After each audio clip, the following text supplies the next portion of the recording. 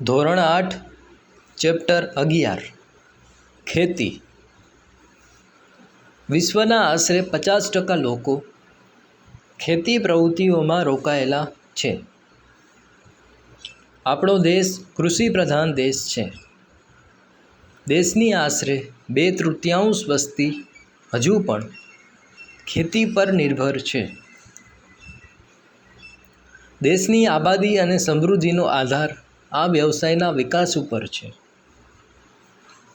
ભારતના ખેતરોમાં જુદા જુદા પાક ઉગાડવામાં આવે છે, જેમાંના કોઈક ખોરાક માટે તો વળી કોઈક પાક ઉદ્યોગ ધંધામાં કામ આવે છે. ભારતીય અર્થવ્યવસ્થા મુખ્યત્વે ખેતી પર આધારિત છે. ખેતી જેમાં અનાજ, તેલીબિયાં, કઠોળ, ફળ, શાકભાજી, ફૂલોને ઉગાડવા અને પશુપાલનનો સમાવેશ થાય છે. ખેતીને કૃષિ પણ કહેવામાં આવે છે. વિચારો. ખેતી ભારત દેશની અર્થવ્યવસ્થાની જીવનરેખા કેમ ગણાય છે?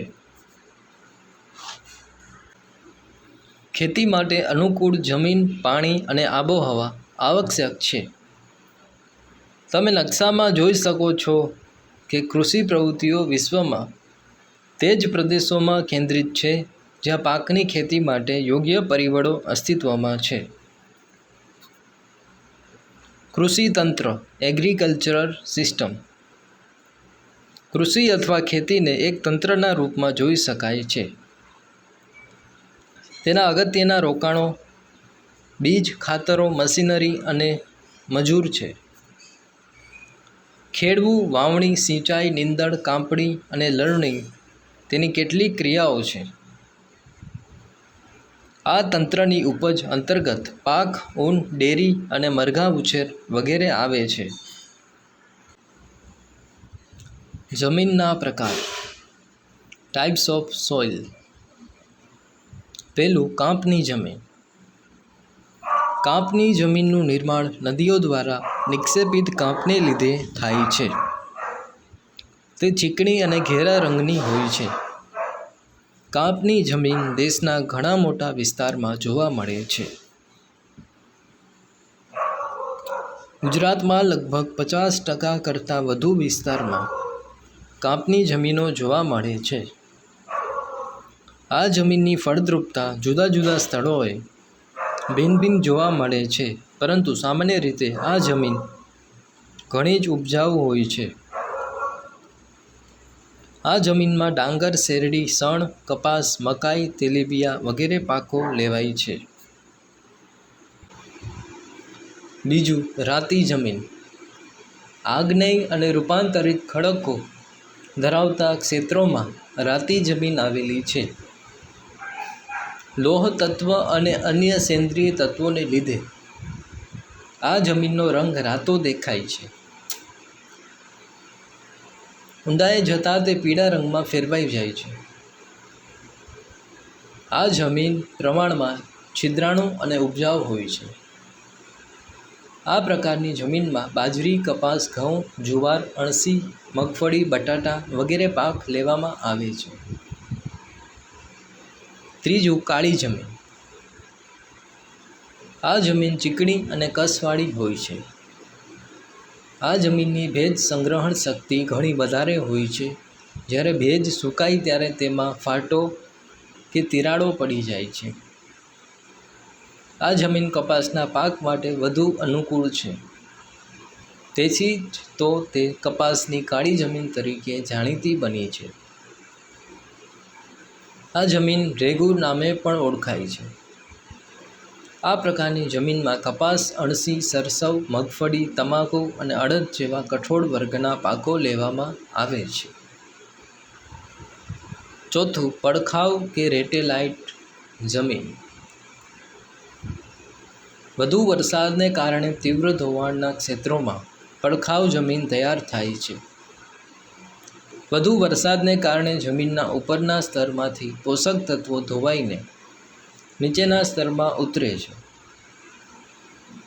તેનો લાલ રંગ લોહ ઓક્સાઇડને કારણે હોય છે. કેટલીક જગ્યાએ તેની ઉપલી સપાટી સુકાઈ જવાથી એ સખત થઈ જાય ત્યારે આવી પરિસ્થિતિમાં એ જમીન ખેતી યોગ્ય રહેતી નથી.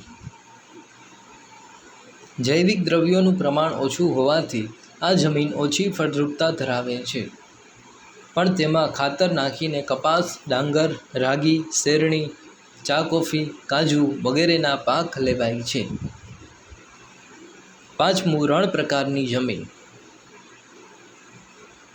આ જમીન સૂકી અને અર્ધસૂકી આબોહવાવાળી પરિસ્થિતિમાં જોવા મળે છે. આ જમીન રેતાળ અને ઓછી ફળદ્રુપ હોય છે. તેમાં દ્રાવ્ય ક્ષારોનું પ્રમાણ વધારે હોય છે.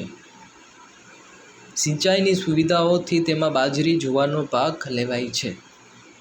આ પ્રકારની જમીન રાજસ્થાન, ગુજરાત, હરિયાણા અને દક્ષિણ પંજાબમાં જોવા મળે છે. ગુજરાતમાં આ પ્રકારની જમીન સૌરાષ્ટ્ર, કચ્છ અને ઉત્તર ગુજરાતના કેટલાક વિસ્તારોમાં આવેલી છે. 6. પર્વતીય જમીન. આ જમીન મુખ્યત્વે હિમાલયના વિસ્તારમાં જોવા મળે છે. તેનું સ્તર પાતળું અને અપરિપક્વ હોય છે. હિમાલયના સામાન્ય ઊંચાઈના ભાગોમાં દેવદાર, ચીડ, પાઇન વગેરે વૃક્ષોના વિસ્તારમાં આ પ્રકારની જમીન જોવા મળે છે. 7મું, જંગલ પ્રકારની જમીન. વૃક્ષોના ખરેલા પાંદડાથી ભૂસપાટી ઢંકાયેલી હોય છે અને તે પાંદડા સડવાથી સેન્દ્રિય દ્રવ્યોનું પ્રમાણ વધવાથી જમીનનો ઉપરનો ભાગ કાળો બનેલો હોય છે, જે જમીન તળમાં નીચેની તરફ જતાં ભૂરા કે લાલ રંગમાં ફેરવાય છે. આ જમીનમાં ચા, કોફી, તેજાના ઉપરાંત ઘઉં, મકાઈ, જવ, ડાંગર વગેરે પાકો લેવાય છે. આ જમીન અમુક જ ક્ષેત્રોમાં જોવા મળે છે.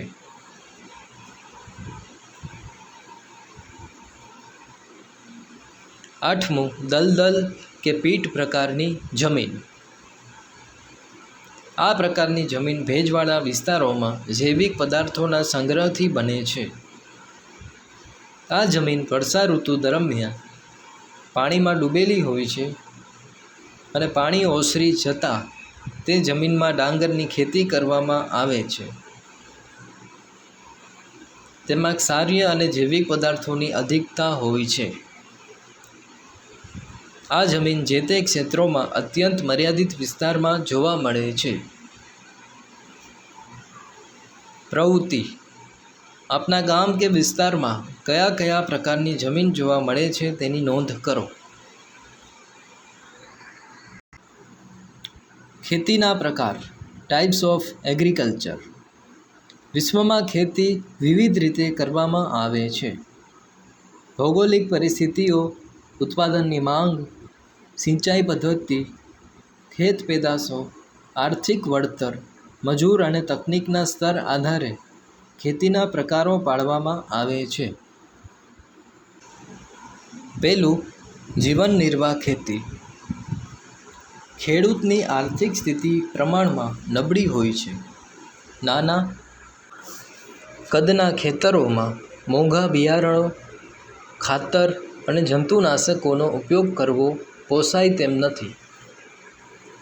ખેતરમાં થતું અનાજનું ઉત્પાદન પોતાના પરિવારના ઉપયોગ જેટલું જ થાય છે, જે તેના કુટુંબના ભરણ પોષણમાં જ વપરાઈ જાય છે. તેને જીવન નિર્વાહ ખેતી કહે છે. આ પ્રકારની ખેતી ખેડૂત પરિવારની જરૂરિયાતોને પૂરી કરવા માટે કરવામાં આવે છે. આ પ્રકારની ખેતીમાં મુખ્યત્વે ધાન્ય પાકો વાવવામાં આવે છે. જો કે ધીમે ધીમે આ પ્રકારની ખેતીનો વિસ્તાર હવે ઘટતો જાય છે. બીજું, સ્થળાંતરિત ઝૂમ ખેતી. આ પ્રકારની ખેતી જંગલોમાં વસતી જનજાતિઓ દ્વારા વૃક્ષો કાપીને તેને સળગાવીને જમીન સાફ કરી રાખ અને જમીનમાં ભેળવી ત્યાં ખેતી કરાય છે. અહીં 2-3 વર્ષ ખેતી કરાય છે. જમીનની ફળદ્રુપતા ઘટતા આ વિસ્તાર છોડી દઈને બીજી જગ્યાએ આ જ રીતે ખેતી શરૂ કરવામાં આવે છે. તેને ઝૂમ ખેતી પણ કહે છે. આ ખેતીમાં ધાન્ય પાક કે શાકભાજી ઉગાડાય છે. આ ખેતીમાં ઉત્પાદન ખૂબ ઓછું થાય છે. આ ખેતી એમેઝોન બેસિનના ગહન વન ક્ષેત્ર, ઉષ્ણકટિબંધીય આફ્રિકા, દક્ષિણ પૂર્વ એશિયા અને ભારતના પૂર્વોત્તર રાજ્યોમાં હાલ અલ્પ પ્રમાણમાં જોવા મળે છે. ત્રીજું, સઘન ખેતી. આ આધુનિક ખેતી પદ્ધતિ છે. તેમાં સિંચાઈની સુવિધાઓ, ઉત્તમ બિયારણ, ખેતીની નવી ટેકનોલોજી, રાસાયણિક ખાતરો, કીટનાશકો અને વિવિધ પ્રકારમાં યંત્રોનો વ્યાપક ઉપયોગ કરવામાં આવે છે. આ પ્રકારે થતી ખેતીને સઘન ખેતી કહે છે. આ ખેતીમાં રોકડિયા પાકનું વાવેતર વધારે કરાય છે. અહીં હેક્ટર દીઠ ઉત્પાદનમાં ખૂબ જ વધારો થયેલ છે અને આ પ્રકારની ખેતી હેઠળનો વાવેતર વિસ્તાર સતત વધતો જાય છે. આ ખેતીમાં આર્થિક વળતરને મહત્ત્વ આપવામાં આવે છે, તેથી તેને વ્યાપારી ખેતી પણ કહે છે. ગુજરાતમાં સુરત, વલસાડ, આણંદ વગેરે જિલ્લામાં આ પ્રકારે ખેતી થાય છે. ચોથું, સૂકી ખેતી. જ્યાં વરસાદનું પ્રમાણ ઓછું છે, સિંચાઈની અપૂરતી સગવડ અને ચોમાસામાં જ્યાં પાણીનો સંગ્રહ થતો હોય તેવી નીચાણવાળી જમીનમાં પાણી સુકાઈ ગયા બાદ ખેતી થાય છે. તેને સૂકી ખેતી કહે છે. અહીં જુવાર, બાજરી અને કઠોળ જેવા પાણીની ઓછી જરૂરિયાતવાળા પાકોની ખેતી થાય છે. ગુજરાતના ભાલ પ્રદેશમાં ચોમાસું પૂરું થયા બાદ ભેજવાળી જમીનમાં ઘઉં અને ચણાનો પાક આ પ્રકારે લેવામાં આવે છે. પાંચમું, આર્દ્ર ખેતી. જ્યાં વરસાદનું પ્રમાણ અધિક છે અને સિંચાઈની સગવડ પણ વધુ છે તેવા વિસ્તારોમાં આર્દ્ર એટલે કે ભીની ખેતી કરવામાં આવે છે. વરસાદ ન પડે કે ઓછો પડે ત્યારે સિંચાઈ દ્વારા વર્ષમાં એક કરતાં વધુ પાક લઈ શકાય છે, જેમાં ડાંગર, શેરડી, કપાસ, ઘઉં અને શાકભાજીની ખેતી કરાય છે. છઠ્ઠું, બાગાયતી ખેતી. બગીચાની પદ્ધતિએ સાર સંભાળ લઈને થતી ખેતી બાગાયતી ખેતી કહેવામાં આવે છે. એકવાર વાવણી કર્યા બાદ વર્ષો સુધી તે ચોક્કસ ઋતુમાં કે બારેમાસ ઉત્પાદન આપે એવા પાકો બાગાયતી પાકો કહેવાય છે. એમાં રબર, ચા, કોફી, કોકો, નાળિયેર ઉપરાંત સફરજન, કેરી, સંતરા, દ્રાક્ષ, આંબળા, લીંબુ, જામફળ, બોર, ખારેક, ખલેલા વગેરે ફળોની ખૂબ જ માવજત સાથે ખેતી કરાય છે.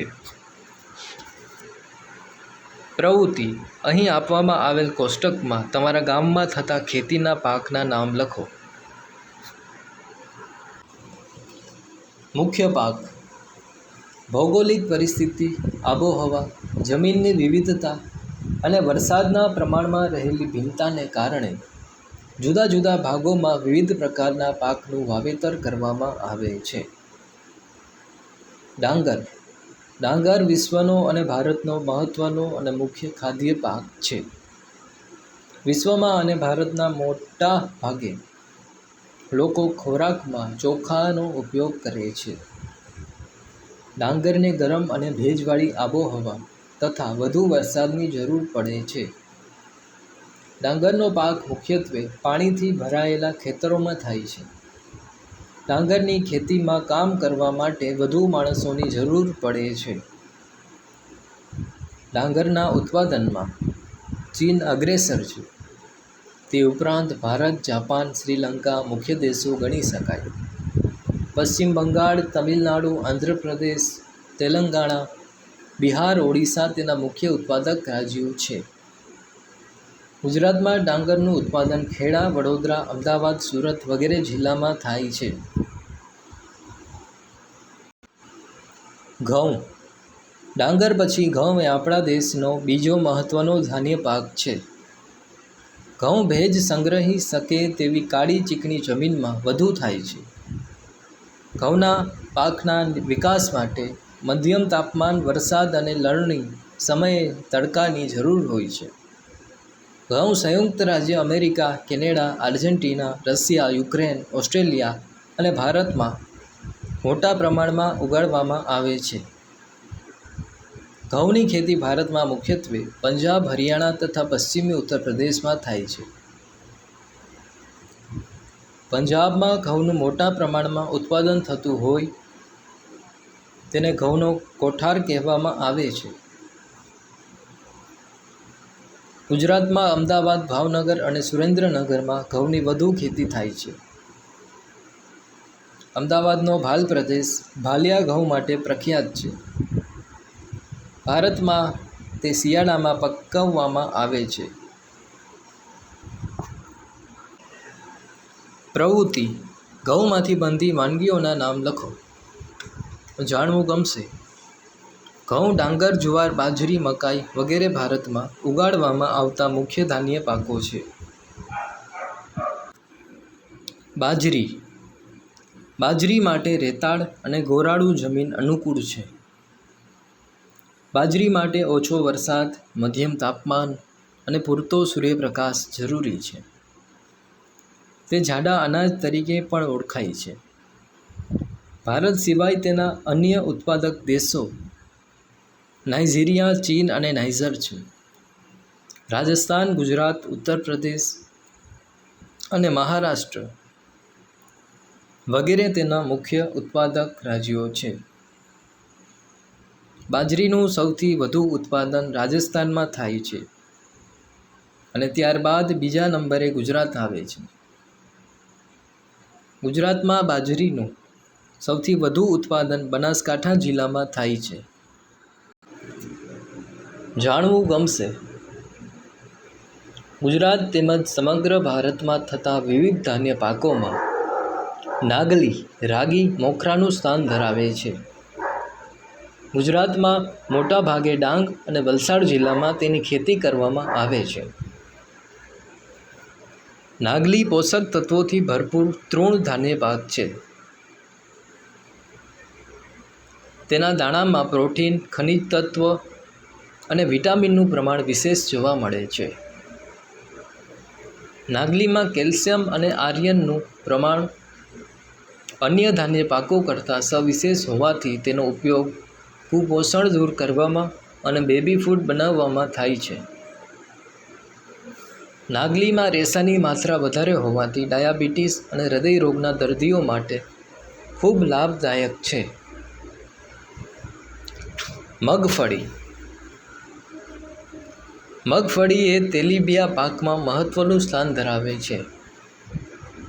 મગફળીના પાકને કાળી, કસવાળી, ગોરાળુ અને લાવાની રેતી મિશ્રિત પાણીના ભરાય તેવી જમીન અનુકૂળ આવે છે. મગફળીના ઉત્પાદનમાં વિશ્વમાં ભારતનો ચીન પછી બીજો ક્રમ છે. દેશમાં કુલ મગફળી ઉત્પાદનમાં ગુજરાત રાજ્ય પ્રથમ ક્રમે છે. ગુજરાતમાં મગફળીનું સૌથી વધુ ઉત્પાદન જૂનાગઢ જિલ્લામાં થાય છે. દેશમાં મગફળીમાંથી ખાદ્ય તેલ પ્રાપ્ત કરવામાં આવે છે. પ્રવૃત્તિ: મગફળીમાંથી બનતી વાનગીઓની યાદી તૈયાર કરો. દિવેલા: દિવેલા એ તેલીબિયા પાક છે. દિવેલાને મધ્ય કાળી, સારી, નિતારવાળી અને રેતાળ જમીન વધુ માફક આવે છે. દિવેલા એટલે કે એરંડાના ઉત્પાદનમાં ભારત વિશ્વમાં પ્રથમ ક્રમે છે. ત્યારબાદ અનુક્રમે ચીન અને બ્રાઝિલનો ક્રમ આવે છે. ભારતમાં દિવેલા સૌથી વધુ ગુજરાતમાં થાય છે. ગુજરાતમાં મોટા ભાગના જિલ્લામાં દિવેલાનો પાક લેવામાં આવે છે. જૂનાગઢ, અમરેલી, બનાસકાંઠા, પાટણ, મહેસાણા, સાબરકાંઠા, રાજકોટ, સુરેન્દ્રનગર વગેરે જિલ્લાઓમાં તેનો પાક લેવામાં આવે છે. કપાસ: કપાસ ઉગાડવા માટે વધુ તાપમાન, હળવો વરસાદ અનુકૂળ આવે છે. કપાસ માટે કાળી જમીન સૌથી વધુ ઉપયોગી છે. કપાસના પાકને તૈયાર થતાં 6 થી 8 મહિનાનો સમય લાગે છે. કપાસનો પાક તૈયાર થાય ત્યારે આકાશ ચોખ્ખું હોવું જોઈએ. કપાસ કાપડ ઉદ્યોગ માટે એક મહત્વપૂર્ણ કાચો માલ છે. ચીન, United states, Bharat, Pakistan, Brazil અને ઇજિપ્ત કપાસના અગ્રણી ઉત્પાદક છે. ભારતમાં ગુજરાત, મહારાષ્ટ્ર, તેલંગાણા, કર્ણાટક, આંધ્રપ્રદેશ, હરિયાણા, રાજસ્થાન, પંજાબ, તમિલનાડુ અને ઓડિશા વગેરે મુખ્ય ઉત્પાદક રાજ્યો છે. ગુજરાત કપાસના ઉત્પાદનમાં ભારતમાં પ્રથમ સ્થાન ધરાવે છે. ગુજરાતનો ભરૂચ પાસે આવેલ કાનમ પ્રદેશ લાંબા તારના કપાસના ઉત્પાદન માટે જાણીતો છે. ગુજરાતમાં સુરેન્દ્રનગર, રાજકોટ, વડોદરા, અમદાવાદ, સાબરકાંઠા, મહેસાણા, બોટાદ, ભરૂચ, ખેડા, સુરત, પંચમહાલ, અમરેલી, ભાવનગર, પાટણ, જૂનાગઢ, જામનગર વગેરે જિલ્લાઓમાં કપાસનું વધુ ઉત્પાદન થાય છે. પ્રવૃત્તિ: ચા અને કોફી પણ ભારતના મહત્ત્વના પાકો ગણાય છે. તેનું ઉત્પાદન થતું હોય તેવા વિસ્તારોના નામોની યાદી બનાવો. જાણવું ગમશે. ગુજરાતમાં આવેલ ચરોતર પ્રદેશ તમાકુના ઉત્પાદન માટે જાણીતો છે, જેને સોનેરી પર્ણના મુલક તરીકે ઓળખવામાં આવે છે. ખેતીનો વિકાસ: વિશ્વના વિવિધ ભાગોમાં વિવિધ ગતિએ કૃષિનો વિકાસ થયો છે. મોટા પ્રમાણમાં વધુ વસ્તી ધરાવતા વિકાસશીલ દેશો મોટા ભાગે સઘન કૃષિ કરે છે. ખેતી વિકાસ વધતી વસ્તીની વધુ માંગને પહોંચી વળવા ખેતી ઉત્પાદનમાં વધારો કરવાના પ્રયત્નોથી સંબંધિત છે. આ ઘણી રીતે પ્રાપ્ત કરી શકાય છે, જેમ કે વાવેતર ક્ષેત્રનો વિસ્તાર કરીને, વાવેતર પાકની સંખ્યામાં વધારો કરીને, સિંચાઈની સુવિધામાં વધારો કરીને, ખાતરોનો ઉપયોગ કરીને અને ઉચ્ચ ઉપજ આપતા બીજના પ્રયોગ દ્વારા. ખેતીનું યાંત્રિકીકરણ પણ ખેતીના વિકાસનું એક અન્ય પાસું છે. ખેતી વિકાસનું અંતિમ લક્ષ્ય એ ખોરાકની સુરક્ષામાં વધારો કરવાનો છે. ખેતી ક્ષેત્રે સહકારી પ્રવૃત્તિનો વિકાસ પણ ખૂબ સારો થયો છે. કિસાન ક્રેડિટ કાર્ડ દ્વારા અને રાષ્ટ્રીયકૃત તેમજ સહકારી બેંકો દ્વારા ખેડૂતોને આર્થિક મદદ માટે કૃષિ ધિરાણ આપવામાં આવે છે. ખેત પેદાશો સંગ્રહવા જુદા જુદા ભાગોમાં ગોદામોની સગવડ કરવામાં આવી છે. હાલમાં સરકાર દ્વારા ખેડૂતોને રેડિયો, ટેલિવિઝન, વર્તમાનપત્રો, કિસાન ચેનલ, મોબાઈલ પર કિસાન SMS, ટોલ ફ્રી નંબર 1800-180-1551, કિસાન કોલ સેન્ટર, સરકારના આઈ ખેડૂત વેબ પોર્ટલ દ્વારા સતત માહિતી, નવી તકનીકો અને માર્ગદર્શન પૂરું પડાય છે. ગુજરાતમાં કૃષિ મેળાઓ દ્વારા ખેડૂતોને અદ્યતન માહિતી અને માર્ગદર્શન અપાય છે. સુધારેલા બિયારણો: ખેત ઉત્પાદન માટે બિયારણ એક મહત્ત્વનો ભાગ ભજવે છે. ખેતીમાંથી વધુ ઉત્પાદન મેળવવા આજે સુધારેલા બિયારણો અને પૃથ્થકરણ કરેલા બિયારણોનો ઉપયોગ થવા લાગ્યો છે. સરકાર દ્વારા બિયારણ વૃદ્ધિ કેન્દ્રો સ્થાપવામાં આવ્યા છે. બાયોટેકનિક પદ્ધતિથી બાગાયતી પાકો માટે ખાસ કરીને રોપા તૈયાર કરવામાં આવે છે, જેના દ્વારા વહેલી પાકતી અને વધુ ઉત્પાદન આપતી જાતો વિકસાવાય છે. સુધારેલા બિયારણોને લીધે ભારત ધાન્ય પાકોની બાબતમાં વધુ ઉત્પાદન મેળવી અન્ન ક્ષેત્રે સ્વાવલંબી બન્યું છે. જંતુનાશકો: ભારતમાં ખેતીમાં પાકોને થતું નુકસાન અટકાવવા માટે જંતુનાશક રસાયણો મહત્ત્વનો ભાગ ભજવે છે. ખેતીમાં વધુ પડતા રાસાયણિક જંતુનાશકોના અવિવેકી અને આડેધડ ઉપયોગના કારણે જમીન અને પાણીનું પ્રદૂષણ વધ્યું છે. ખેત પેદાશોમાં ઝેરી તત્વો મનુષ્યના આરોગ્ય પર પણ તે લાંબે ગાળે ખરાબ અસરો પાડે છે. ખેતી પાકોમાં નુકસાન કરતી જીવાતોના નિયંત્રણ માટે જીવાણુઓ, બેક્ટેરિયા, વિષાણુ, ફૂગ, કૃમિ અને વનસ્પતિજન્ય જૈવિક કીટનાશકોનો ઉપયોગ થાય છે. તેમાં જીવાણુઓ લગભગ 90% હિસ્સો ધરાવે છે. જીવાતો પર લગભગ 100 જેટલા જુદા જુદા જીવાણુઓ રોગ પેદા કરતા નોંધાયેલા છે. ખેતી પાકોમાં જીવાત નિયંત્રણ માટે બીજાણુ ઉત્પન્ન કરતા જીવાણુઓનો ઉપયોગ થાય છે. આ પ્રકારના જીવાણુઓમાં બેસિલસ જાતિના જીવાણુઓ મોખરે છે. જૈવિક કીટનાશકો બજારમાં વ્યાપારી ધોરણે મળે છે. જૈવિક કીટનાશકો ઉપદ્રવી જીવાતોમાં જુદા જુદા રોગ લાગુ પાડે છે અને પરિણામે તે નાશ પામે છે. જીવાણુ આધારિત જૈવિક કીટનાશક એ એક જાતનું જઠર વિષ છે. તેથી તે જે કીટકને મારવાનું છે તે કીટકના જઠરમાં જવું જરૂરી છે.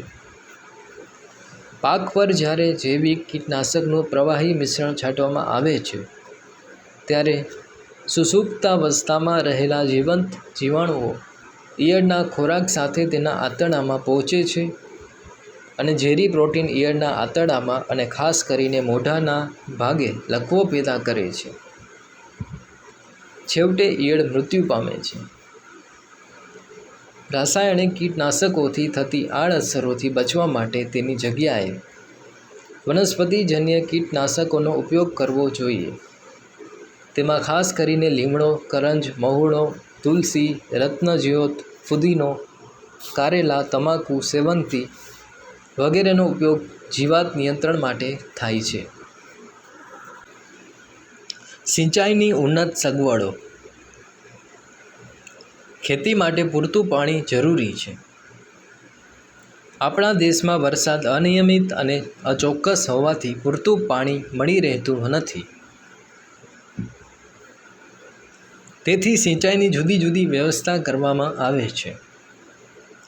સામાન્ય રીતે આપણે ત્યાં કૂવાઓ, બોર, નાના મોટા બંધો દ્વારા કૃત્રિમ વ્યવસ્થાથી પાણીનું સિંચન કરવામાં આવે છે, જેને સિંચાઈ કહે છે. નહેર. ગુજરાતમાં સરદાર સરોવર, ધરોઈ યોજના જેવી અન્ય મહત્ત્વની સિંચાઈ યોજનાઓ છે, જેમાં બંધો દ્વારા જળ સંગ્રહ કરવામાં આવે છે. નહેરોની મદદથી ખેતરો સુધી પાણી પહોંચાડવામાં આવે છે. નહેરોના પાણીનો સિંચાઈ માટે સતત વધુ પડતો ઉપયોગ કરવામાં આવે તો જમીનની ફળદ્રુપતામાં ઘટાડો થાય છે. ખેત તલાવડી. ખેત તલાવડી ખેતરમાં ઢોળાવવાળી જમીનના સેઢા પર બનાવવામાં આવે છે, જેમાં વરસાદના પાણીનો સંગ્રહ કરવામાં આવે છે. વરસાદ બંધ થયા પછી પાકને પાણીની જરૂરિયાત હોય ત્યારે તે સિંચાઈ માટે ઉપયોગી બને છે. ચેકડેમ. નદી, ઝરણા કે વહેણનું પાણી વહી જતું અટકાવવા તેની આગળ પાકો બંધ બાંધવામાં આવે છે. તેને ચેકડેમ કહે છે. ચેકડેમ બાંધવાથી કૂવા અને બોરના તળ ઊંચા આવે છે. ટપક સિંચાઈ પદ્ધતિ. ટપક સિંચાઈ એ સૂક્ષ્મ પિયત પદ્ધતિનો એક પ્રકાર છે કે જેના દ્વારા પાણીની બચત થાય અને પોષક દ્રવ્યો તત્વો ધીમે ધીમે છોડના મૂળ સુધી પહોંચે છે અને આ પ્રક્રિયા જમીનની ઉપલી સપાટીથી અંદરની સપાટી મૂળ સુધી અસર કરે છે.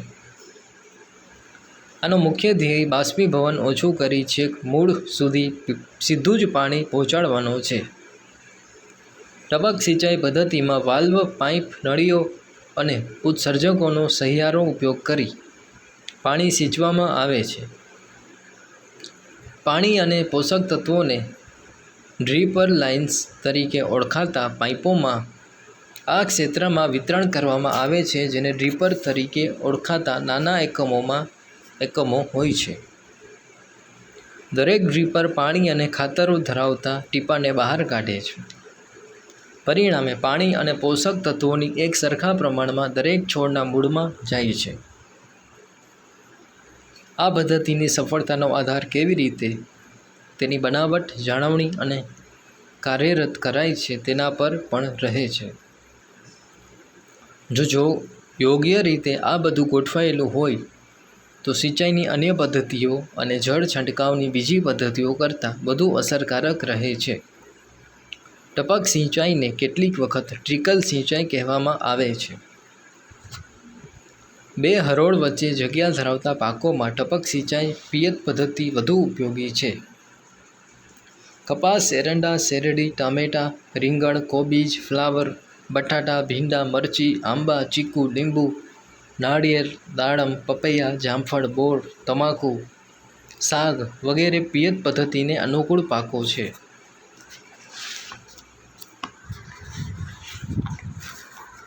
ટપક પદ્ધતિ દ્વારા પાણીની 40% થી 60% સુધીની બચત કરી શકાય છે. ખાતરની 25% થી 30% બચત થાય છે. ક્યારા, પાણા, ખામણા, ધોરિયા જમીન પોચી રાખવા, ગોળ કરવાની તેમજ પિયત આપવા માટેની મજૂરી પણ બચે છે. ટપક પદ્ધતિની મદદથી અસમતોલ જમીનમાં પણ સારી રીતે પિયત આપી શકાય છે. નીંદણ ઓછું થાય છે, તેથી નિંદામણનાશક દવાઓ તેમજ મજૂરી ખર્ચમાં પણ ઘટાડો થાય છે. જમીનમાં પાણીનો ભરાવો થતો ન હોવાને કારણે રોગ જીવાત ઓછી આવે છે. વીજળીની આશરે 30% થી 35% બચત થાય છે. જમીનમાં પિયત ઓછું હોય ત્યારે તેમાં માત્ર ભેજ હોવાથી ખેતી કાર્યોમાં સુગમતા રહે છે. આ પદ્ધતિનો ઉપયોગ કરવા પ્રેરાય તે માટે સરકાર દ્વારા આર્થિક સહાય આપવામાં આવે છે. ફુવારા પિયત પદ્ધતિ. સિંચાઈમાં ફુવારા પિયત પદ્ધતિ એ કૃષિ પાક, લોન, કુદરતી ઢોળાવો, લેન્ડસ્લોપ, ગોલ્ફ કોર્સ અને એવા અન્ય વિસ્તારોમાં ઉપયોગી છે. આ સાધનનો ઉપયોગ ઠંડક અને ધૂળની ડમરીને ડામવા બેસાડવા માટે પણ થાય છે. આ સિંચાઈની પદ્ધતિથી પાણી પહોંચાડવું એ વરસાદથી પાણી પડવાની રીતને સમાન છે. આ પદ્ધતિમાં પંપ, વાલ્વ, પાઇપ અને ફુવારાનો સહિયારો ઉપયોગ કરી પાણી આપવામાં આવે છે. કાટખૂણે ગોઠવેલ પાઇપ, તેની ઉપર ફરતી નોઝલ જે મુખ્ય પાઇપ સાથે ચોક્કસ અંતરે જોડાયેલ હોય છે. આ નોઝલ દ્વારા હવામાં ફુવારા વડે જમીનની શોષણ ક્ષમતાથી ઓછા પ્રમાણમાં જમીન પર વરસાદ રૂપે પાડવામાં આવે છે. ફુવારા સિંચાઈનો ઉપયોગ ઘણું ખરું રહેણાંક વિસ્તાર, ઔદ્યોગિક એકમો અને કૃષિ ક્ષેત્રે થાય છે. વળી જ્યાં ઉબડ-ખાબડ જમીન છે, રેતાળ જમીન છે ત્યાં અને ટૂંકા ગાળે વવાતા પાકો માટે વધુ ઉપયોગી છે. ઘઉં, બાજરી, જુવાર, મકાઈ, મગફળી, ચણા, ડુંગળી, રજકો અને ઘાસચારાના પાકો, મેથી, ચોળી, ફ્લાવર, કોબીજ, ભીંડા, બટાટા, શેરડી વગેરે ફુવારા પિયત પદ્ધતિને અનુકૂળ પાકો છે. આમ ખેતીમાં વિવિધ આધુનિક સિંચાઈ પદ્ધતિના ઉપયોગથી પાણીનો બચાવ અને જમીનની ગુણવત્તા જાળવવાથી વધુ ઉત્પાદન મેળવી શકાય છે. પ્રવૃત્તિ. ગુજરાતના નકશાના આધારે નીચે આપેલ પાકના નામ સામે તેના જિલ્લાના નામ લખો. ભારતના નકશાના આધારે નીચે આપેલ પ્રશ્નોના ઉત્તર આપો.